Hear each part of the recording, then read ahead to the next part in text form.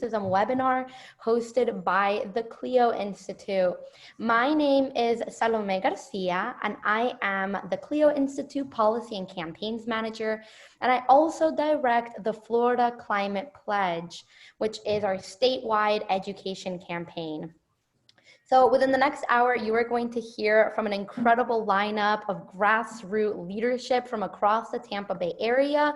But of course, as many of you know, we have people from Tampa Bay, and then we have people from all over other parts of the state. So you can start putting your questions in the Q&A chat. In fact, if you put your questions early, that'll also help the panelists know what points to hit on during their presentations. And even some panelists might be able to answer your questions during their time to speak.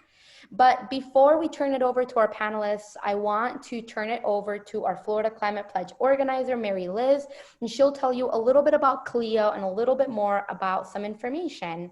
Take it away, Mary Liz. Hi everyone, my name is Mary Liz, and I am an organizer with the Florida Climate Pledge here at the CLEO Institute. And I'm also a student at the Patel College of Global Sustainability.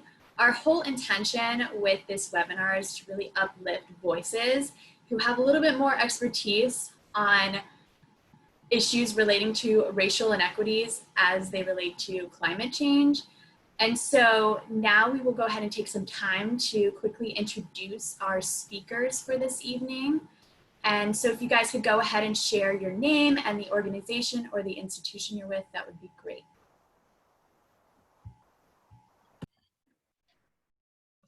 I guess I'll start. Oh, okay. You know what? I'm sorry. Go ahead, Daphne.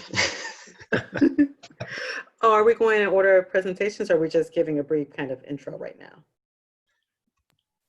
Just go ahead and say your name and the institution that you work with.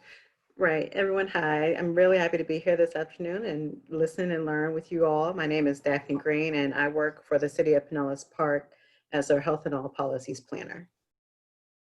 All right, Walter. You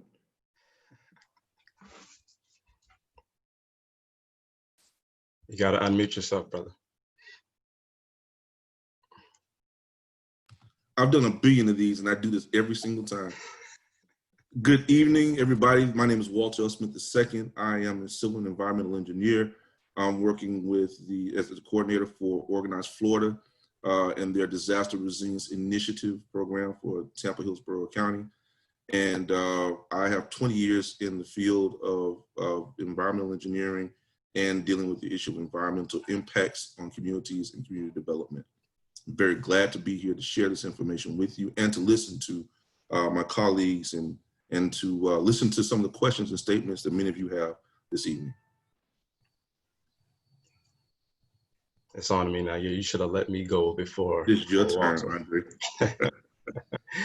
Hello, everyone. I'm Andre Hill Jr. I'm the Operations Director for Urban Progress Alliance, located in Tampa Bay.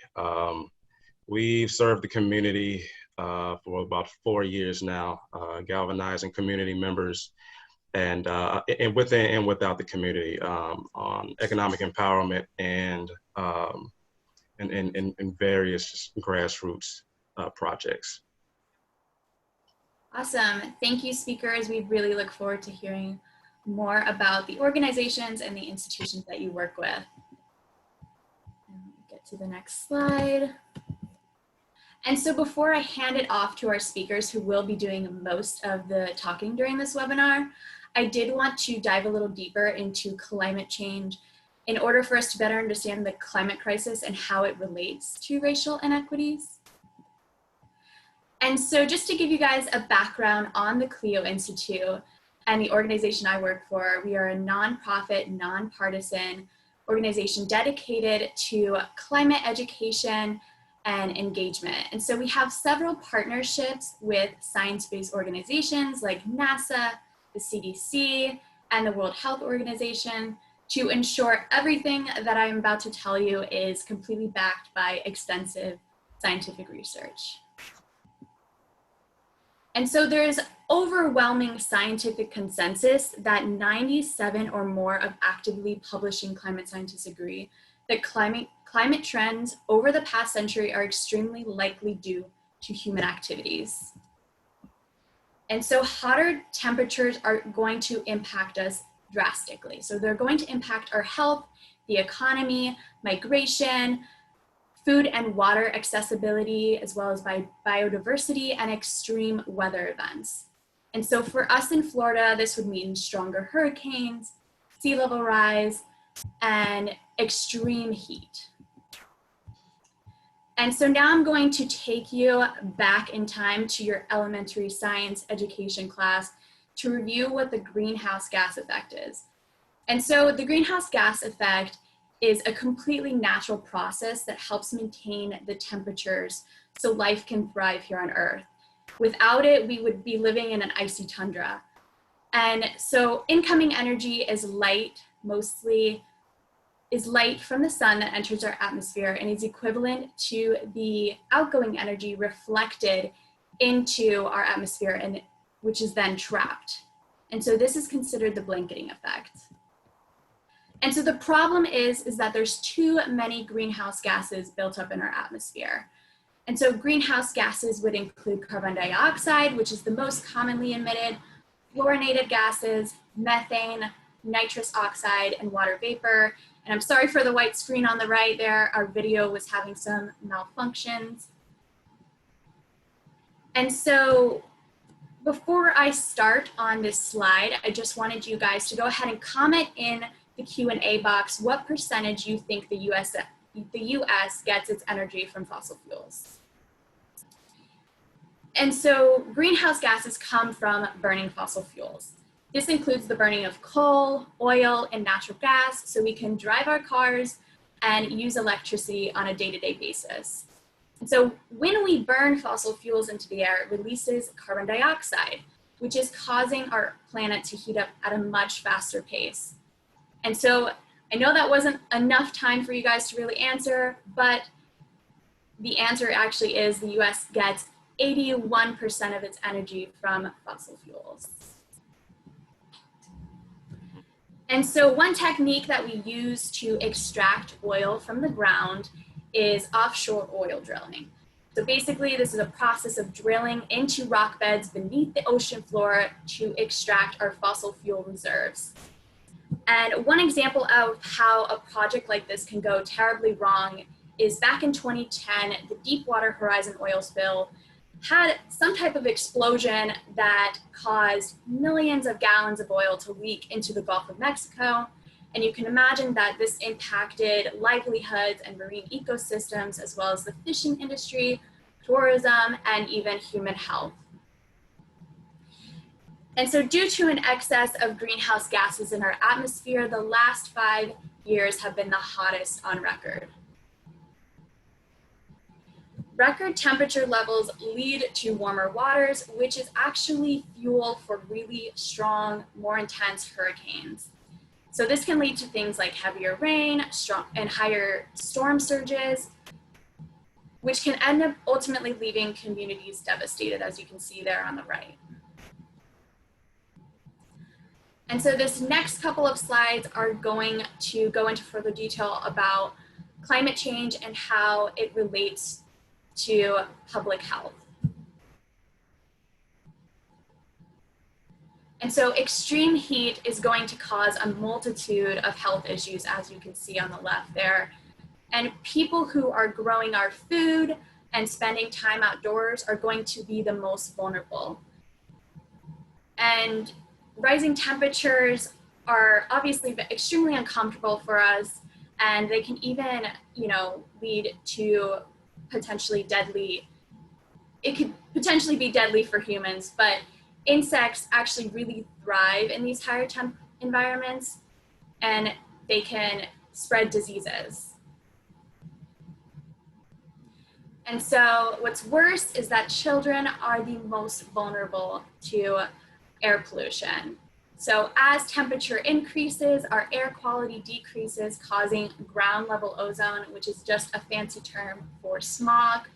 And according to the World Health Organization, almost 600,000 children died from respiratory infections caused by polluted air back in 2016.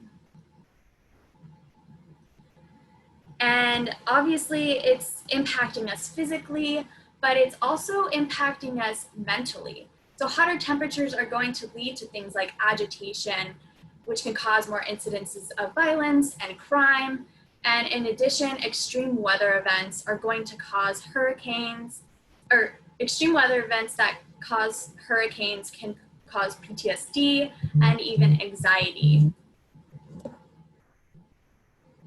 And so climate migration is another huge concern that is estimated to displace 6 million Floridians by the end of the century, and is primarily due to the fact that the sea level is going to rise and it will force people to move inland. And so this leads us to the term climate gentrification.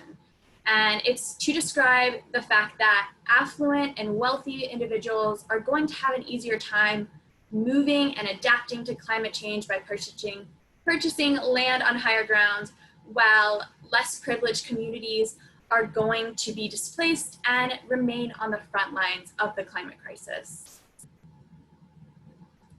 And so here's a great example of climate migration.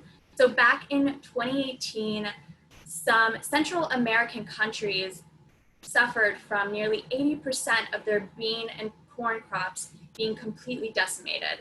And so obviously if this is your main source of income, or it's your access to food, you have no other choice to really, you have no other choice but to leave in order to protect your family and make sure you save yourself and the ones around you. And so some other reasons why people might migrate include flooding, droughts, landslides, sea level rise, as well as tropical storms.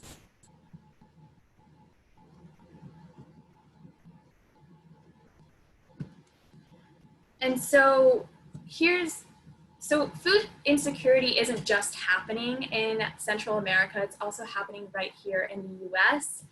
And according to Feeding America, 1 in 5 children in Florida are food insecure, which equates to nearly 870,000 children. And 2.7 million people in the state of Florida are also food insecure. And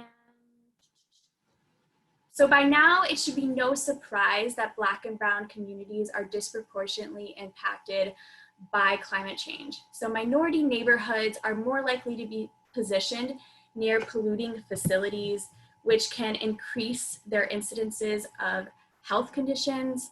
And not only that, but it's also difficult to obtain healthy food and quality healthcare in areas that are facing environmental racism. And so what we want to achieve is environmental justice, which ensures that equity and fairness takes place with the participation of all groups of people to develop regulations and laws to fight the climate crisis. And so just to revisit the theme of climate gentrification, this graph pretty much just illustrates that Black and Brown communities, we took out a slide, I'm so sorry. So this slide just reiterates the fact that the wealthy will contribute the most to climate change, but will be the least impacted, while in comparison, people who have contributed the least to climate change will be the most vulnerable. And so as it stands, the state of Florida only requires heating units to be installed into affordable public housing, which is obviously insane because Florida is so tremendously hot. And so a way that we can achieve climate justice in this instance is to pass legislation that ensures all affordable public housing have AC units in Florida. And so I hope that the lesson that you guys learn in these past couple slides is that at the end of the day, the rich are going to be able to adapt much easier, while lower income communities will be the most at risk. And so that wraps up my part of the presentation, and I'm going to go ahead and pass it off to our moderator, Salome. Hi, thank you so much, Mary Liz. So we're going to jump right into our incredible panel. Thank you so much for our panelists. Each one is a community leader in their own regard and are going to be sharing a little bit about their stories. And so again, because we're running tight on time, I've seen some questions already in the Q&A. I encourage our panelists to go in and answer any if you'd like, either verbally during your speaking portion or type it out throughout the webinar. And make sure everybody, if you want to ask a question, go ahead and write it in the Q&A section. And without a further ado, I would like to introduce, I think, Andre, are you the one going first? Yes, I'll Alrighty, well, thank you so much. Take it away, Andre. no problem. Can I share my screen? Can you guys see this? Not yet. Okay, give me a second.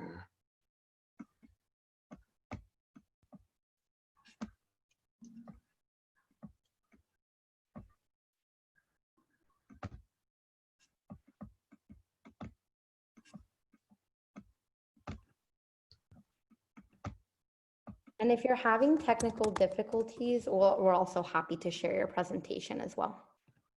That's fine. Oh, there we go. I see it now. All right, so hello everyone. I am Andre Hill Jr., the Operations Director for Urban Progress Alliance, also known as UPA. I'm originally from Nashville, Tennessee. I moved to Tampa in 2015, and along with my father, Andre Hill Sr., we started Urban Progress Alliance a little later on that year. I have a background in construction, particularly the electrical trade, but I've virtually been involved in every aspect of residential construction and some commercial as well. I have a little bit of experience in real estate investing as well. Now, believe it or not, I am academically new to environmental justice scene. I'm currently enrolled in the Environmental Sustainability Management bachelor's program at SPC right now. So I still have a lot to learn from you guys with some tenure in the field and the game. But I am grateful for this opportunity to share my story and my experience. So Urban Progress Alliance. Urban Progress Alliance is the epitome of a grassroots organization.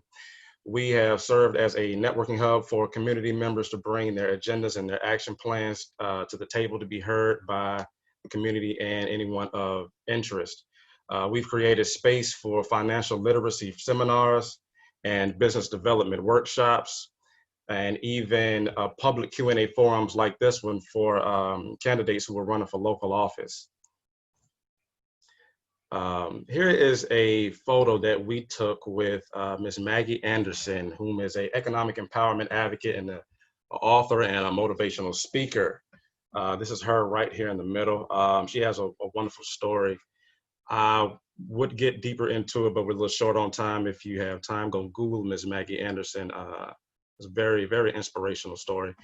This is, of course, my father here. This is Andre Hill Sr. This is Mr. Askia Akil. He was he's the former deputy director of the St. Petersburg Housing Authority and served as the president and CEO of St. Petersburg Neighborhood Housing Services for 11 years. Along with him, we partnered with New York Life to bring Maggie Anderson in to speak to the community at HCC, Hillsborough Community College. Here is the public Q&A forum that we hosted. Trying to get my mouse to work here. So you see this guy in the middle, y'all familiar with him? That's Walter. Yeah, he showed up. Here's my father here. This is Mr. David Strass. He actually passed recently. Godspeed to him and his family. He was running for mayor against Jane Castor in 2019. This is Orlando Goods, who is now city councilman over District 5. This is one of our radio show, one of our podcast radio shows, Straight Talk Saturday morning show. Usually it is me and my father doing doing the shows, but he was out of town, so I took over. And this is a show we did with a couple of business owners. Usually we cover a broad range of topics, anywhere from economic empowerment to political stratagem, all the way to metaphysics from time to time. But this particular show was specifically about small business ownership. Let me see here. This is Janice Johnson. She is the founder and CEO of Tampa Minority Professionals Network. It's another nonprofit organization. And this is Terrence Ramses in the middle here. He's a founder of Right Brand Clothing. He's got an excellent story behind his brand of clothing as well. Didn't mean to do that. Also, we are a very, very culturally inclined organization. This is the Return of Africa event that we threw at the Fort Harrison over in Clearwater. The purpose of that event was to galvanize community members around group economics and collaboration. And, you know, it was that, but it really turned out to be a very festive event by the end of the night. We had a lot of fun, and you know, we made some strategies and some plans of actions, but we also had a lot of fun. It was some great food, a lot of people in the building who greatly contribute to the community, and we were glad they showed up. If you guys don't mind, I think I have enough time to give you guys an idea of how much fun we were having in the place. This is Velvet Williams and her sister.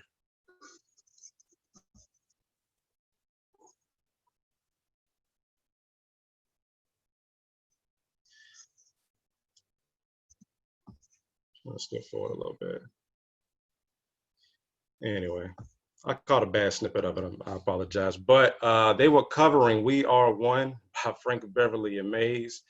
There's some awesome vocalists. Velvet is also a event promoter and a seamstress. She actually made my outfit for the night from scratch. I just bought the material and gave it to her and told her what I wanted, and she stitched it up. You can see our outfits over here with in this photo to the right.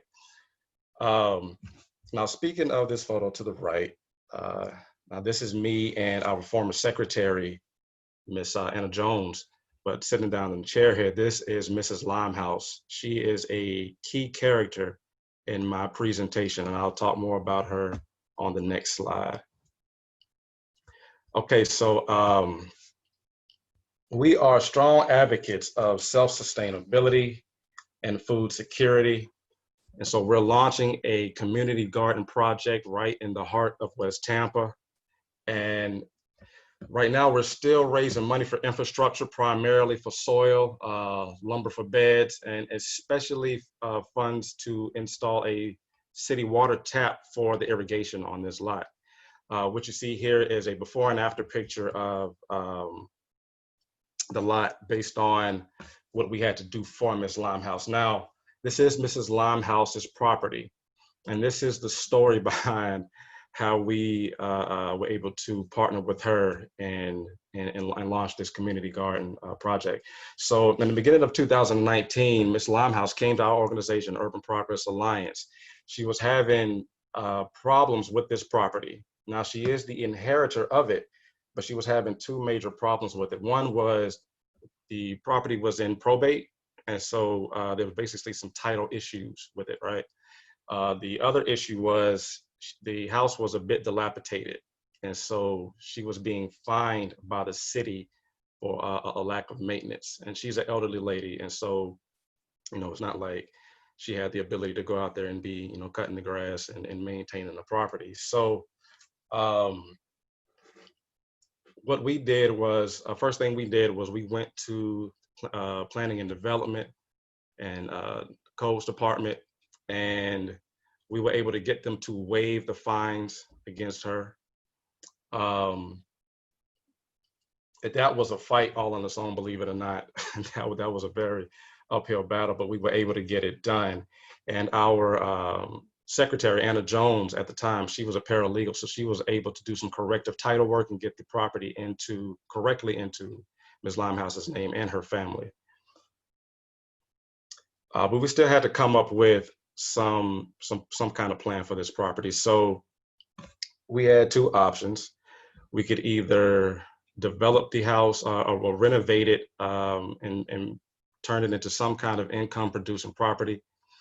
But that became a very costly idea and very time consuming for all parties involved. So we went with the second option, which was to just go ahead and demolish the house.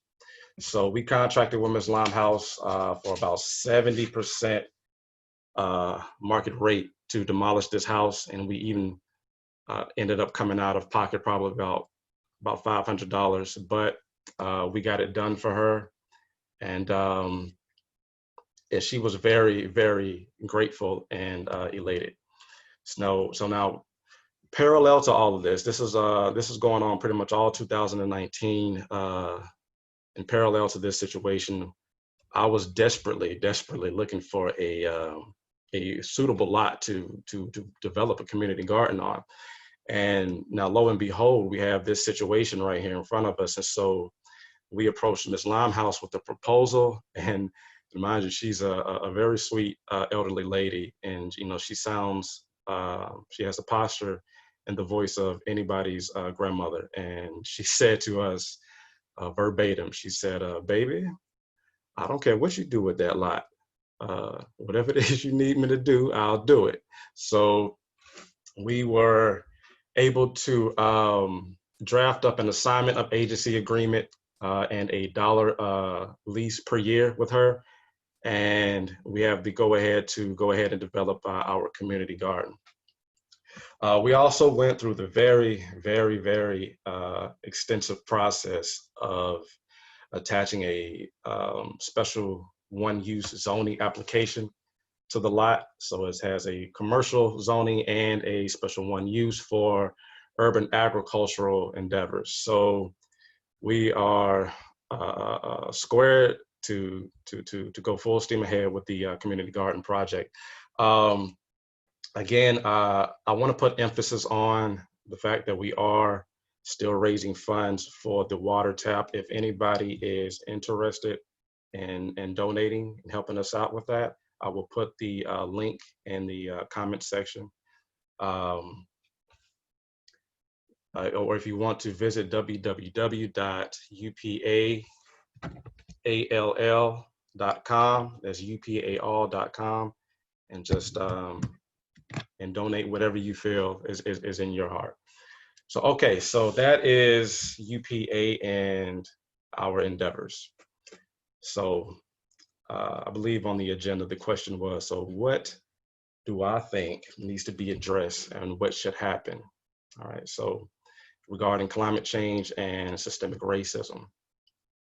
Now, first and foremost, let me state the painful obvious, which is, well, not only African-American communities, Black and Brown communities are generally ineffective against environmental injustices because a lot of our communities are simply unstable, right? They're simply unstable. And so let me articulate somewhat of a chronological formula as to why that is.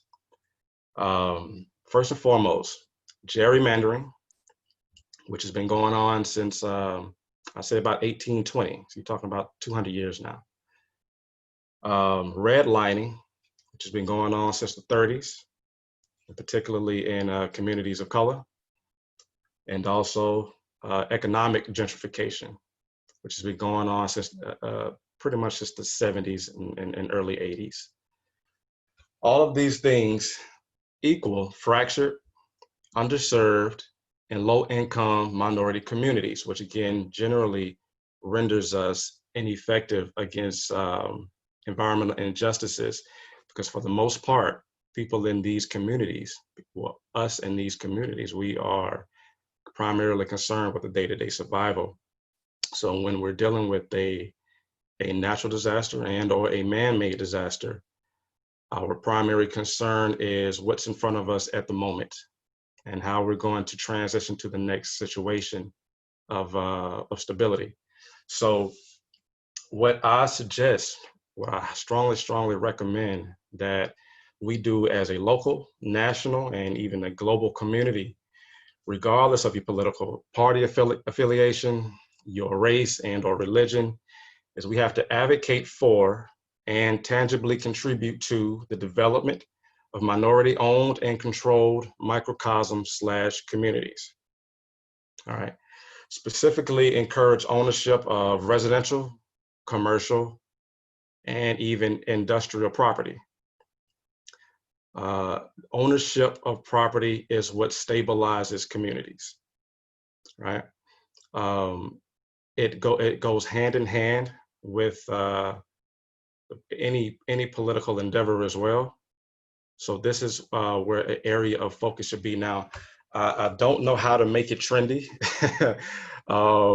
You know, I'll count on some of the 90s babies to make some hashtags out of it. I mean, listen, we make a T-shirt that says, you know, minority housing matters. Listen, be creative with it, but that is, no, seriously, that is the true front line of what the issue is.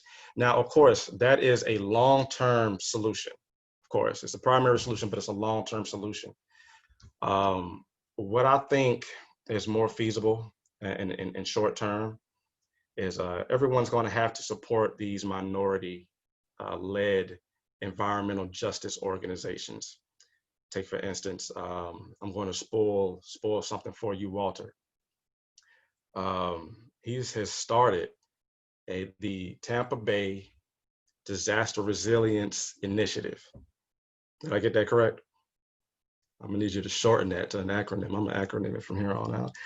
But yeah, he started that fairly recently, and but he's gotten a lot of support and a lot of momentum going with it. He's pulled me into it as well, and I'm very ecstatic to be a part of it. But I'm well aware of what we're going to need going forward as a grassroots organization like this. So what we're really going to need is a lot of technical and administrative support upfront, primarily from volunteers, interns, and partners who are willing to donate time in kind and otherwise. We're going to need some financial support as well, and also some litigation support. Those are the things that help a organization like this get up and rolling in its first phases of development. And this is what's going to give us some validity when it comes to partnering with other organizations who will have their tenure in the field. But I'm not sure how far I am on time. Am I doing all right? You're a little over, but it's okay. Over? Oh no, I need to wrap it up. I need to wrap it up. No, I want to be cognizant of the time. But listen, no, that will conclude my presentation. If anyone has any questions for me, go ahead and leave them in the Q&A section, and I'll do my best to answer them. Thank you, everyone, and look forward to chatting with you in the inbox. Thank you so much, Andre, for that. And yes, there are a few questions for you in the Q&A box, so feel free to answer those via writing. And we'll very quickly turn it over to Daphne. Thank you so much, Daphne, for joining us and turning it over to you. All right, thank you guys for having me. I'm gonna try and share my screen now.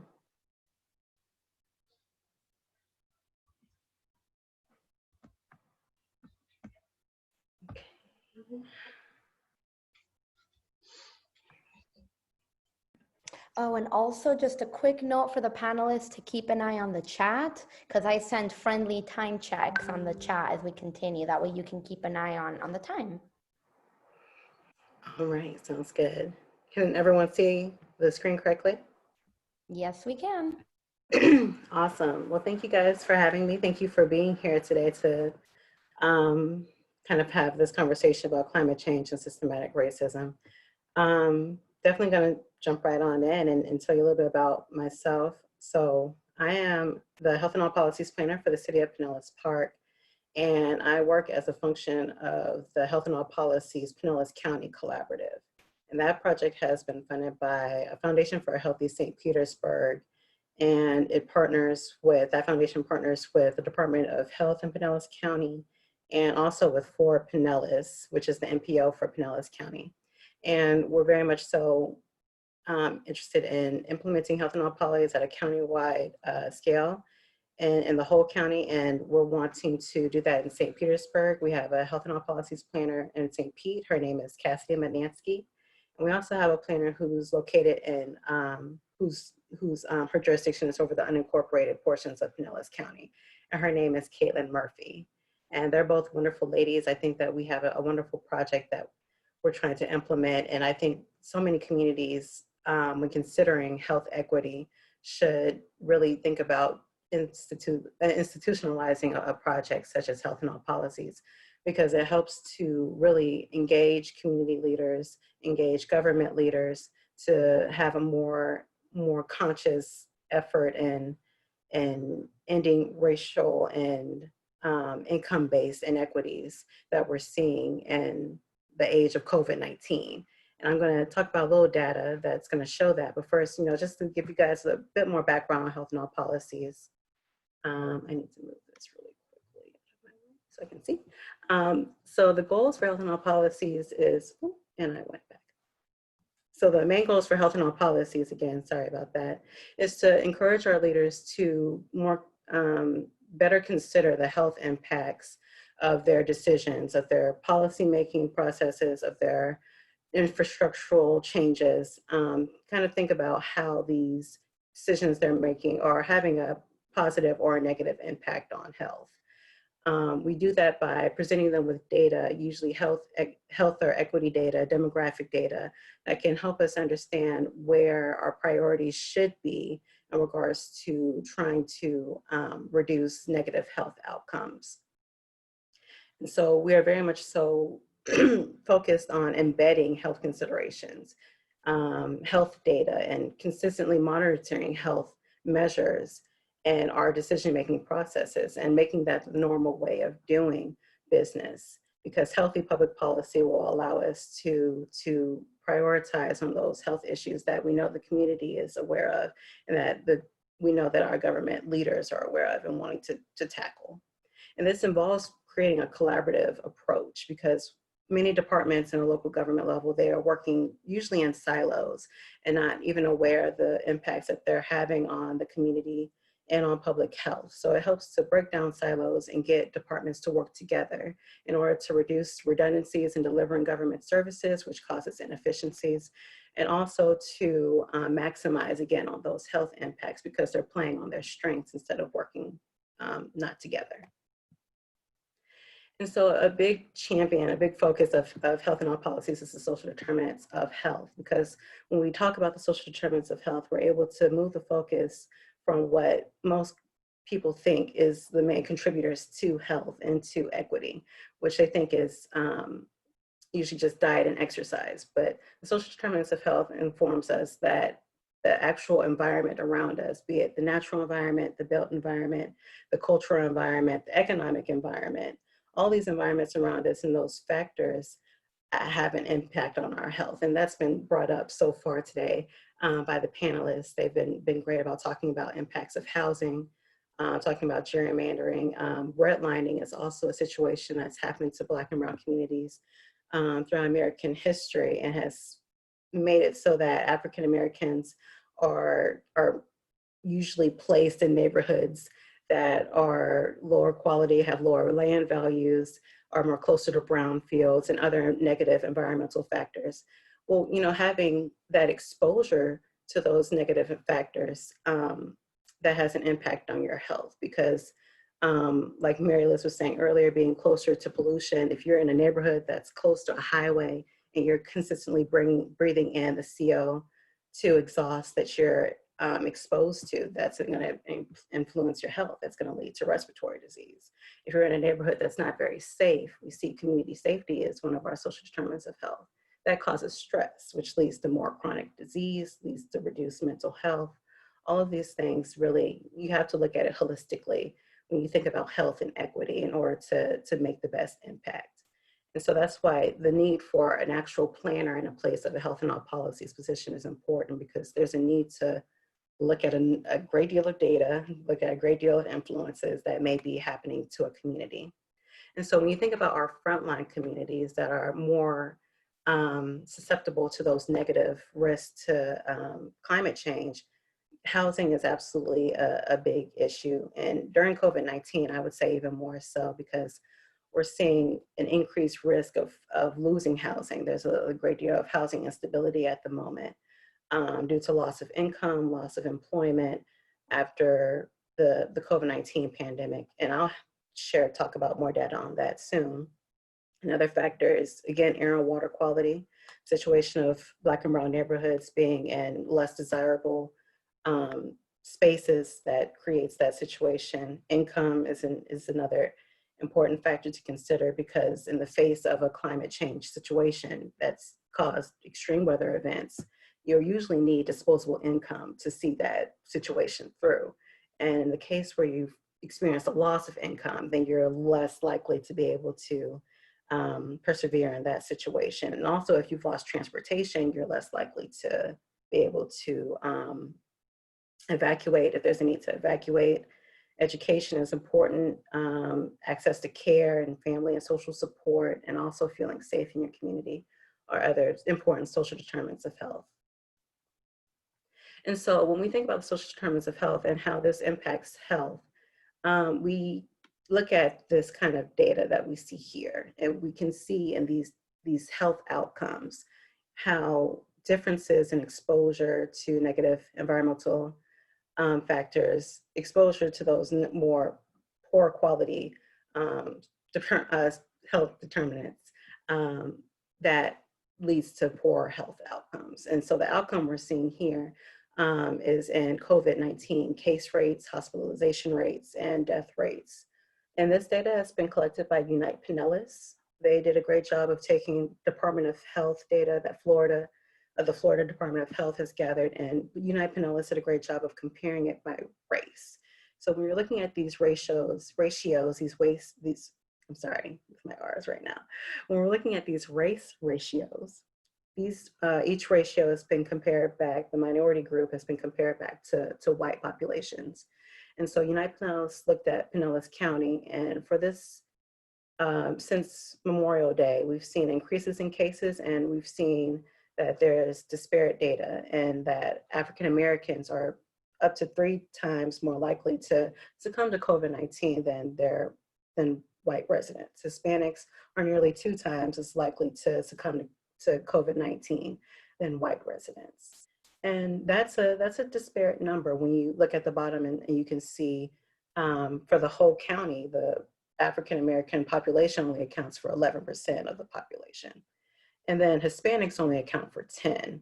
So when we're seeing the fact that for hospitalization rates, African Americans are 2.3 times as likely to be hospitalized for COVID-19 compared to whites, that's an alarming number. And then for Hispanics, it's 61% more likely.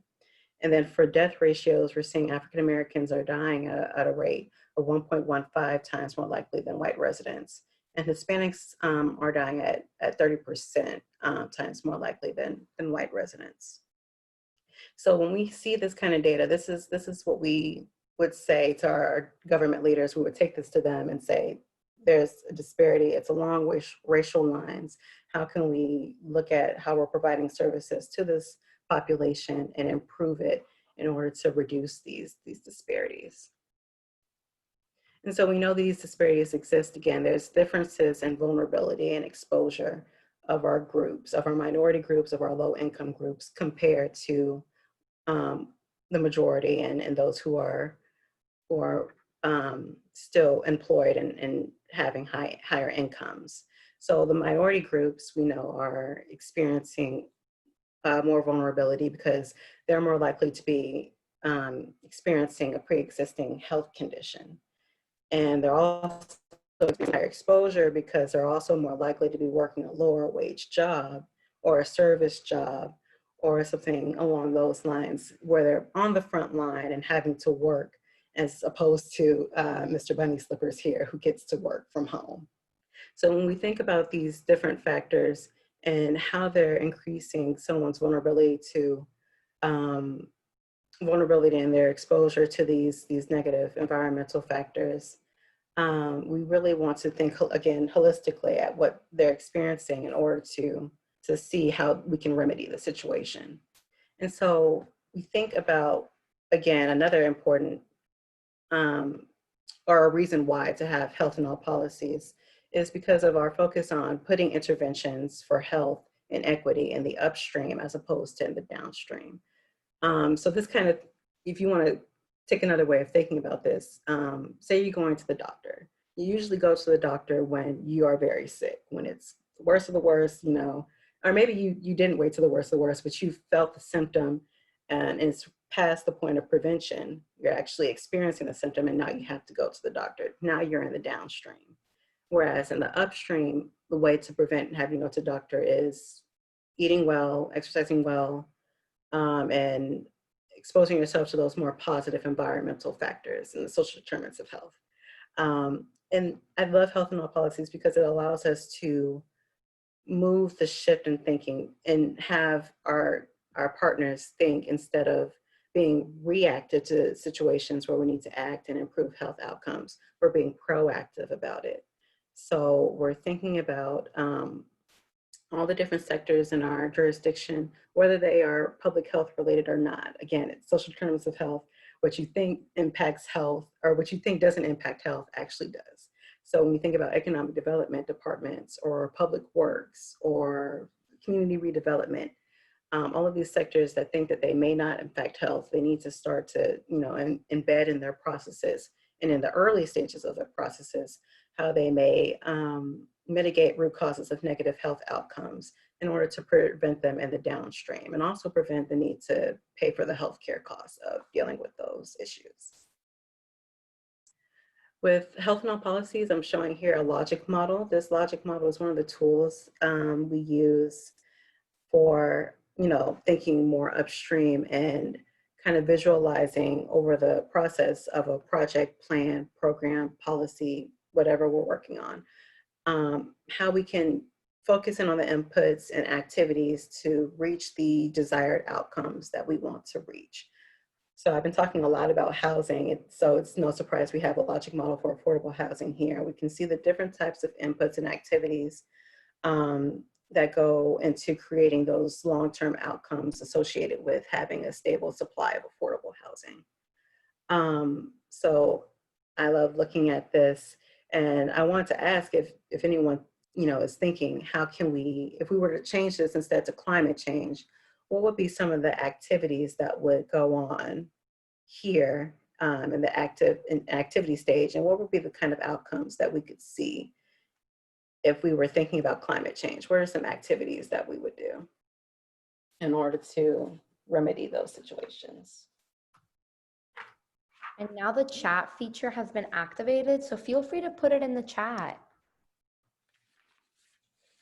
So we can, you know, I can come up with a few things. If we were talking about activities and climate change, it would be building more affordable housing because we would need more affordable housing. Building up community awareness and building up community organization, you know, having residents more aware of the different resources available to them in times of emergencies, and also having them be organized and be able to voice their concerns and to be more prepared for themselves. You know, many times communities are able to create preparedness plans for their own communities, but if they are not organized or have no means to do that, then they're not able to do that. And so those are some activities, and I think some good outcomes would be, sorry about that. I think some good outcomes would be more resilient infrastructure, more robust economies that are more able to be resilient against those extreme weather events caused by climate change, more organized communities, more prepared households and prepared individuals who have their own preparedness plans during climate change. So we're going to go on to the next topic, and this is going to go over some data that I was talking about earlier. So these are, again, the outcomes that we see when we don't plan for the downstream. We don't think in the upstream what's going to happen in the downstream. So we're in the downstream now, and these are kind of the outcomes that we're seeing for Hispanics and African Americans in the state of Florida with regards to income and housing. And this data has been pulled from the U.S. Census, their household pulse survey, which they've been doing weekly to gather input and information on how American households are enduring the COVID-19 pandemic. So what we're seeing here in this week, which is shown as the 16th to the 21st of July, we see that 45% of white residents in Florida have experienced loss of income. And then 58% of Hispanics have experienced a loss, and 56% of African Americans have experienced a loss.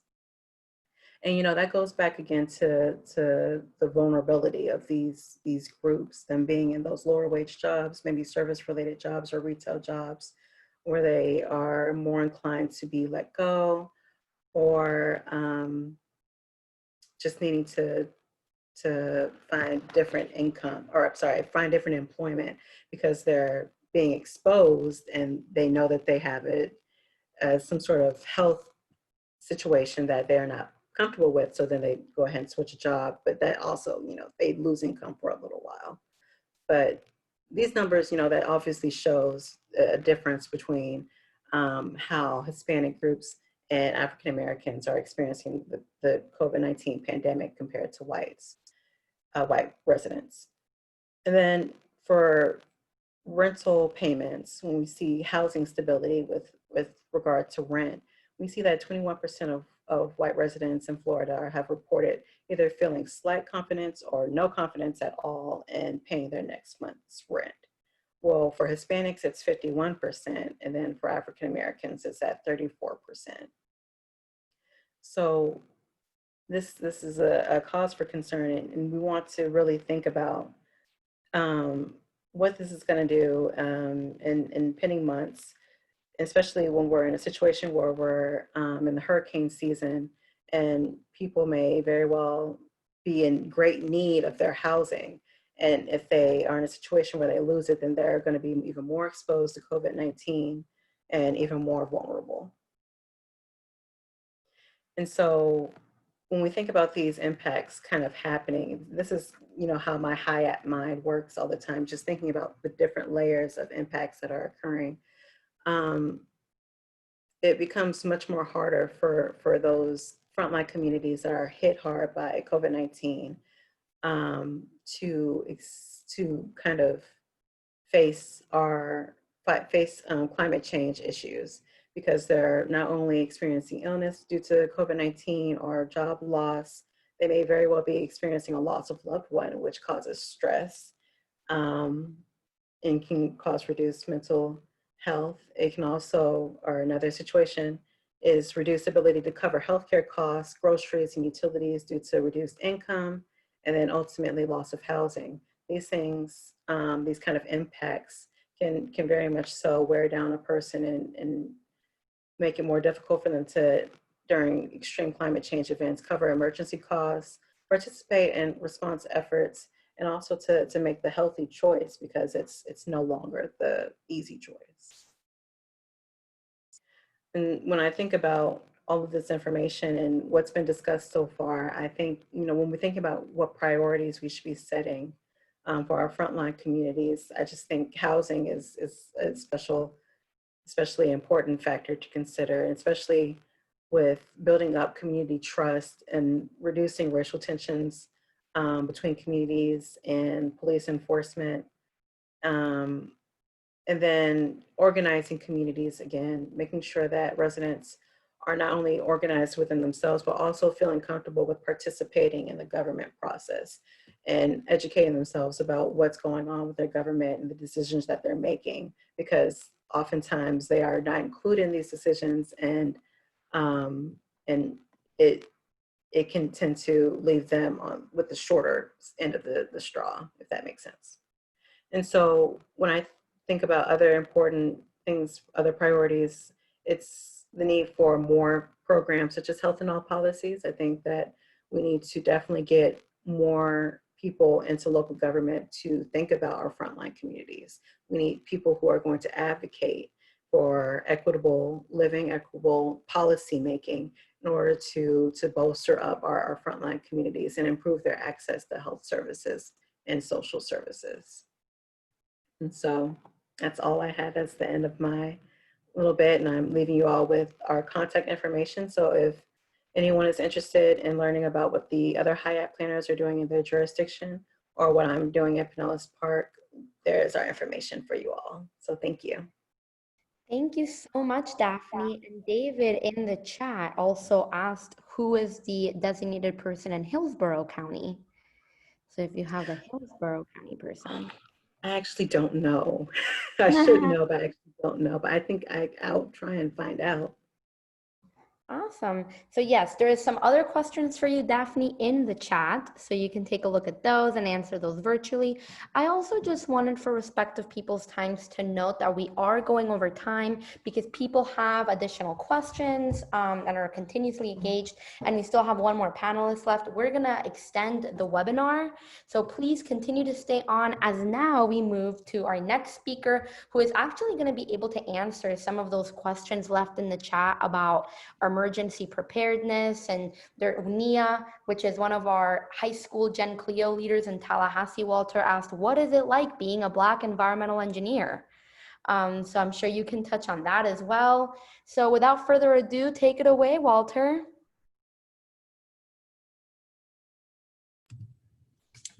Good evening. How's everybody doing? My name is Walter L. Smith II. I've seen some faces out there that I recognize. And I'm very glad to see you here. I want to, first of all, thank the CLEO Institute for having this discussion because it's a very critical discussion that needs to be had as we look at the various issues that are facing us today, not just as a country, but as communities that are impacted greatly by the various disasters that have hit us and that continue to hit us. What this reminds me of, I spent a lot of time, is growing up. I grew up primarily in Tallahassee, Florida. My family's from Tampa, but I just happened by default to be born in Tallahassee, Florida, while my father was working on his doctorate. And I grew up a lot, much of my life on the continent of Africa, often on the continent of Africa. And so I saw a lot being from Tallahassee, which is fundamentally South Georgia. And having spent time in the Southern Hemisphere of Africa during the time period that Zambia and Zimbabwe, just to give you a real concept of this, Zambia and Zimbabwe were still being called Northern and Southern Rhodesia. I was there during that time period, and as a child in boarding school and watched as these things passed on. As an adult, I saw apartheid. I saw it end. I saw it in its rough times, and there was never a time that it wasn't rough. And I saw the transition into democracy. But in the time period that I saw this happen, I saw the transition of life. What happens when you have the haves and the have-nots? And it brings to light some issues, some real serious issues, much like COVID, peel back a lot of layers of things that happened to communities that really had not been discussed, that really had not been dealt with, that had always been swept under the rug.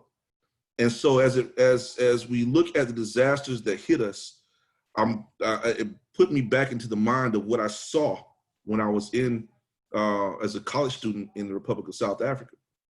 I watched as white communities were getting the benefits, were reaping the benefits of clean energy, reaping the benefits of having electricity and not having to burn wood or coal for the purposes of heating their homes.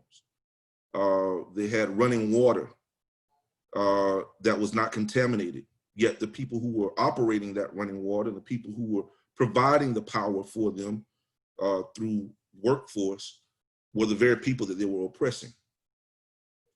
I remember standing at the top of the what we call the panorama room, which is in Soweto, the southwestern township, where my father's college was located in Diepkloof. And as far as I could see, to the east side of Soweto, I could literally see the ground was black. I don't mean the ground there was good topsoil. I don't mean that there was something had, it was just nice plants that were growing all over. No, it was black. And it was black because as far as I could see as well, I saw trash. I saw garbage, because those same people in the white areas of town were having their dump sites or their dumps or their trash and garbage dumped in that portion of town. So we're looking at a situation of the haves and the have-nots. We're looking at a situation when we're looking at people who have to consider this and this alone. What is the worth of a human being? What is the worth of a human being? So as we look at this issue of environmental justice, environmental racism, as we look at this issue of climate change, we have to consider that the quality of life of people has not been considered.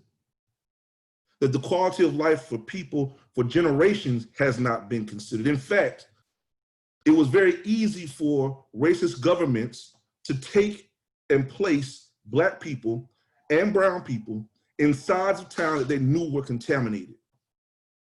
It was very easy for racist governments to continue on for generations up until right now in Tampa, Florida, to build homes in places that they knew had not been abated, that were old landfills. It was very easy for the county commission, Hillsborough County Commission, and yes, I am calling out the county commission, Hillsborough County Commission to know for a fact, and the city council to know for a fact that these things were happening and none of it was abated. It was easy for a 60-year-old Progress Village in South County to exist and to continue to have the flooding take place in it, that they knew they placed them in that flood zone, that flood area, and it not be even considered for abatement by our county commission.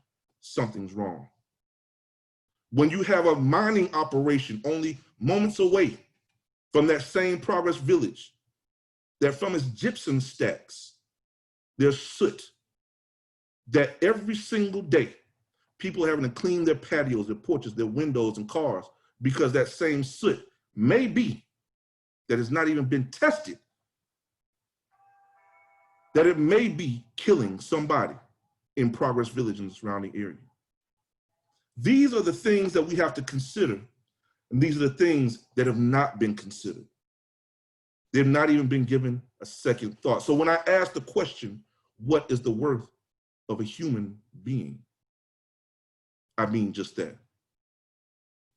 I think of an actual quote, folks, when I look at this issue of why are Black communities and brown communities the target of big corporations, of bad business practices, of racist policies by governments that continue to prevail even to this day, that many of us continue to have this blind ignorance, that they consider that this is okay, that everything is just fine. It is not. The impacts of all these environmental issues, these disaster issues, hit frontline communities. They're called frontline for the very reason that you can imagine. That is, and it puts me in the mind again in the situations that I remember growing up, that my uncle was a Vietnam veteran. And he was a Korean War veteran. And one of the things they always said to me was that, hey, they would put Black males on the front line in Vietnam and Korea, knowing good and well they were not going to come home. These communities were on the front line of a very violent situation. Environmental justice is extreme violence. There's no way for me to sugarcoat it. There's no reason for me to sugarcoat it. There's no reason for it to be sugarcoated, because to do so would be sweeping it under the rug again. And it puts me, it brings me to a quote from a lady from Wedgwood in Pensacola. And she said to the Guardian newspaper, she said, I learned why we were targeted. They chose us because we were rural and poor, and they thought we couldn't fight it. She goes on to say, they thought we wouldn't understand. It was a crash course in advocacy. We felt we had stepped back in time, like it was the 1960s all over again, and we had to fight for our rights, as if it was the civil rights movement. This quote came from a woman right now in the 21st century that is suffering from the effects of dumping in a landfill that basically has turned that community, the Wedgwood community, into an island because of the dumping that's taking place in that area. And when the concept of abatement came up, the county commission was dragging its feet. So the best that they could do was tell them, stop dumping. That's the best they could do. When there was a white community that neighbors that area, they got different results. That white community is known as Softly. And what they did instead in Softly is they hurried up, got right to it, and the county commission actually put in monitors for hydrogen sulfide, environmental racism. It cannot be separated from environmental justice. When we look at all the things that are happening with brownfields, we look in the East Tampa, you find the majority of your brownfields in East Tampa. You look at West Tampa sitting entirely on a brownfield. When you look in Carver City, it sits on an old landfill. This is not a joke. This is no pretending. This is real. Lights, camera, and action. We can no longer stand by, no longer afford to stand by and watch as these things continue to happen to us, folks, because if we continue to do that, we're going to get more of the same. I know you've heard it a billion times over, but when I start looking at the patterns, I look at Baton Rouge, Louisiana, and inside of Baton Rouge, Louisiana, you have the Standard Heights community. And that Standard Heights community had what was called Cancer Alley. Why? Because off the coast of that area, just outside along the Mississippi River, what was happening was what's happening right now is you have oil refineries that are drilling and producing, and all of that wastewater and all of those byproducts are doing what? Going into their water they fish in, that they depend on in impoverished areas. That's a problem. When you look at Pahokee, Florida, little old Pahokee, what happens in Pahokee? They're confronting the sugar industry. The sugar industries continue to pollute the waters and the streams that are polluting the area known as Lake Okeechobee, a primary water source in the state of Florida, especially from Central Florida to South Florida. When we talk about Africa Town in Alabama, PCBs from the electric companies, Uniontown, Alabama, coal ash from the electric companies, Talavast right here in Sarasota, beryllium, lead poison, Wedgwood. We just spoke about it. So this is nothing new. This is nothing new. It's just that we have to refocus. We have to understand that that the violations and the violence that is happening to us is not just one-dimensional. It doesn't happen just by police brutality. It doesn't just happen by white males deciding they're going to jump out of a truck and go and shoot a young man in cold blood. No. Now what they do is they make policies that say it's okay to poison these people. And these policies go unchecked. And the people who allow it go unchecked. That is a problem. That is violence. That is environmental injustice, and environmental racism. When we talk about the concept of climate change it affects us in ways that we can't even imagine. We talk about the urban heat islands. I remember reading the report about Tampa and the city of Tampa. As we look at the city of Tampa, it was very general. But then when I did my own research and I traveled from the northern side of Tampa into the southern side of Tampa into Ybor City area, I found that the heat index was extremely more hot than it had been in the northern portion. The reason being because there were more trees. It's a problem. At nighttime, what happens in urban heat islands is it causes a radiation, the radiation that's in the ground, that's in all that bad construction material is radiating from the ground up, making the night times that should be cooler much hotter than they should be.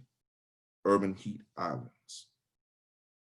The impacts that we see, now you might say, well, that can be handled. No, it's not so easy as that. Because when we look at impoverished areas, what we're looking at is situations where we have people who are being moved, now watch this, that are being moved from West Tampa, which was at one time the highest concentration of poor people in all the city of Tampa, now being moved to the outskirts, into the county, into houses. And in the situations where before, and even now, they're too poor to be able to take care of the central heating and air systems. So if a central heating and air system goes out in a house, what do you think is going to happen? There's no housing authority that's going to come out there to come and fix it. These people have to make do with what they have. This is not working for us. We have to take control of the situation. And if we don't create better circumstances for our people right now, it's going to get way worse. When we talk about gentrification and climate gentrification, you saw that earlier. We see that in Miami. We see it in the coastal areas around Orlando, Daytona area. We see it along here on the West Coast. This is an issue, a very serious issue, and we have to resolve it. Because what it means is people who are wealthier, who live on these areas, are going to start moving in and start gentrifying our communities inland, the very communities they thought were only supposed to be for undesirables. And they start taking the same programs that should be used to rectify the wrongs that were done in the past to our communities, and they gentrify our communities, push us out, take over, and they raise the price of the homes, and they push us out. But we're not seeing it. We're not understanding the dimensions that exist around it. Hi, Walter. This is Katrina. I'm so sorry to cut you off. I just wanted to say every time I hear you speak, I'm always so amazed, and I just wanted to thank you for bringing an important issue to life. However, I do want to do a gentle time check because I do want to have Pamela have time to speak. However, I have a quick question for you, if you wouldn't mind just wrapping it up with this one question. Mm-hmm. How well would you say that Tampa Bay is prepared in terms of disaster resilience? Tampa Bay? Not. Mm-hmm. No, we are not. We are nowhere near prepared as we should be. Nowhere near. But that's what we're working on right now through the Disaster Resilience Initiative, and trying to make certain that that the frontline communities at the very least have what they need in order to make certain they're able to survive. I have community captains working in those frontline communities right now through our program. Andre Hill is a part of that coalition. You guys are a part of the coalition, of course. And because of the resources that we're able to get to these communities faster, you know, we're going to see some success there. I know we're going to see some success there. But it takes the community to come together to work on these things, to make certain that that we are able to bounce back and be better than we were before, instead of being just able to recover. Thank you so much for answering that. I appreciate everyone that came to be a part of this panel. I'm now actually going to leave it off to Mary Liz. Thank you, speakers, so much for your time. Now we're going to go ahead and pass it off to our last guest, which is Pamela McCoy, and she is a financial consultant, and she will go ahead and share more about her business and initiatives in the community. 1 second. All right. Awesome. Well, thank you for having me, and I'm going to be very brief. I just want to kind of tie it all together, what everybody else has talked about when we're talking about climate change and systematic racism as it relates to our finances. And it all really ties together when we're talking about disparity and inequity. And, you know, everyone talked about, I think it was Andre who used the phrase economic gentrification. And I think it was Walter who talked about that it's not one-dimensional, and it's really not. When we're talking about, and I think it was Daphne who used the term social determinants. As I like to always say, when you peel back the onion on any situation, you're gonna find a dollar sign at the bottom of each and every one of them. And so when we're talking about the environment, it's really no different. And when you talk about the housing, when you talk about the environment, when you talk about where the people end up living because of decisions that are being made, you know, when you think pollution and where these people have to live, well, their health is tied to that. Well, how come they're living where they're living? It's because of money, right? When they need medical attention and they're not getting the best attention and they end up dying. Those are some of the statistics that Daphne was talking about. It's about money. When you talk about COVID-19 and which races are being most adversely affected, the Black and the brown community. Well, then they said, well, it's because of the underlying health issues make them more at risk.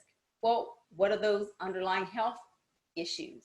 Why do they have them? Well, when you peel back that onion, it's really about money, because it's where do they live? What are they eating? What's the environment that they come from? It's all about money.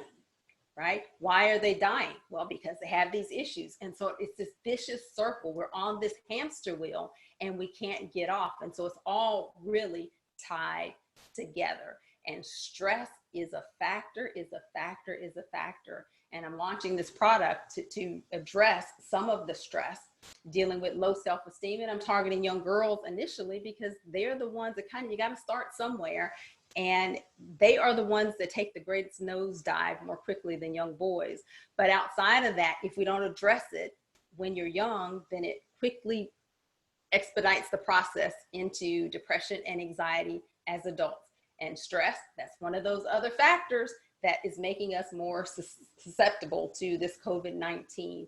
So again, I just kind of wanted to wrap it all up together. When you're talking about your personal finances, when we're not emotionally well, we make bad financial decisions, which adds to the stress, which adds to the bad health, which makes us more susceptible to so many other things. And it's all climate related, the whole change. We all have to kind of pull together. Walter's talking about this resiliency thing. We all got to pitch in, right? And it all starts with making the right decision. And I have to say, because we're right in the midst of early voting, we all have to get out and vote. You know, the time is over for us to sit back and say, you're going to do it, so I don't have to go. All of that, we all have to do our part, because that's part of this change. We have to be a part of the change that we want to see. You know, the dollars are being decided by the census, so we have to partake in that as well. You know, when we're talking about some of this climate stuff that's going on, where the dollars are going to come from to make some of these changes that we're talking about, the environmental changes that need to happen, some of those decisions are going to be made by these dollars that are going to be divvied up. So that's my spiel for tonight. If you need some help with personal finance, personal money management stuff, I'm here to help. But thank, you know, the CLEO Institute for bringing all of this together, you know, the panel coming together, what you're doing in the community, for the Black and Brown community, the community at large. Thank each and every one of you guys. I'm so glad to have been a part of this, so thank you. Thank you so much, Pamela. You all were so amazing. And for those of you who are still on, I think we're taking one more question, which was to Walter about the brownfields. Where are the brownfields located in Tampa?